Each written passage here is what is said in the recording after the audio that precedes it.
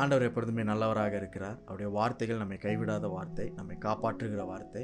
ஒவ்வொரு நாளும் நம்மை அறிந்து, நம்முடைய சூழ்நிலையை அறிந்து, நம்ம எந்த இடத்துல இருக்கிறோன்றதை அறிந்து, அதற்கு தக்கதாக தேவன் நம்மை எல்லா நிலைகளிலும் நடத்தி செல்கிறார். இன்றைக்கும் அப்படிப்பட்ட ஒரு நல்ல நாளாய் ஆண்டவர் உங்களுக்கு கொடுத்திருக்கிறதுக்காக நன்றி சொல்வோம். சங்கீதம் 91 அதிகாரம் 11 வசனத்தில் இப்படி இருக்கு: உன் வழிகளிலெல்லாம் உன்னை காக்கும்படி உனக்காக தம்முடைய தூதர்களுக்கு கட்டளையிடுவார். தேவன் தம்முடைய தூதர்களுக்கு கட்டளையிடுகிறார். என்னவென்றால், உங்கள் வழிகளிலெல்லாம் உங்களை காக்கும்படி, காப்பாற்றும்படி. அடுத்த வசனத்தில் சொல்லப்பட்டிருக்கு, உங்கள் பாதம் கல்லில் இடராதபடிக்கு தேவன் தம்முடைய தூதர்களை கொண்டு உங்களை ஏந்தி கொள்ளுவார். God gives charge over his angels to protect you. That is an invisible protection.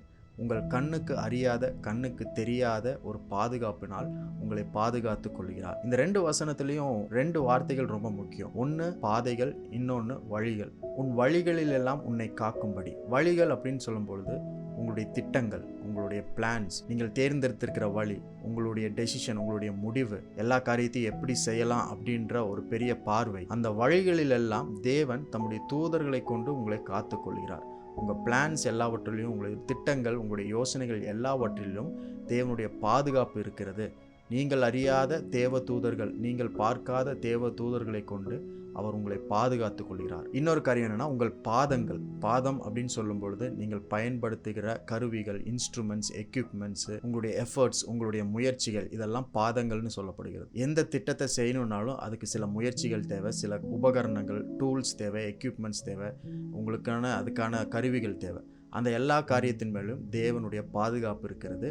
அந்த கருவிகள், அந்த பாதங்கள் கல்லில் இடராதபடிக்கு, எந்த அப்டக்கல்லையும் போய் மோதாதபடிக்கு, எந்த தடைகள் மேலே போய் மோதாதபடிக்கு அவருடைய தூதர்கள் உங்களை ஏந்தி கொள்வார்கள். ஒருவேளை ஏதோ ஒரு விபத்தோ, ஏதோ ஒரு தடையின் மேலே நீங்கள் போய் மோத போகிறீங்க அப்படின்னா, அது நீங்கள் அறிவதற்கு முன்பதாகவே உங்களை அறிந்திருக்கிற தேவன் உங்களை தாங்கிக் கொள்ளுவார். இந்த நாட்களிலும் நீங்கள் எடுத்திருக்கிற வழிகள், உங்களுடைய திட்டங்கள், உங்களுடைய டெசிஷன்ஸ், அதுக்கு நீங்கள் பயன்படுத்துகிற உங்களுடைய எஃபர்ட், உங்களுடைய கருவிகள் எதுவாக இருந்தாலும் எல்லாவற்றின் மேலும் தேவன் பாதுகாப்பாக அவருடைய தூதர்களுக்கு கட்டளையிட்டிருக்கிறார். கட்டளையிட்டு உங்களை காப்பார்.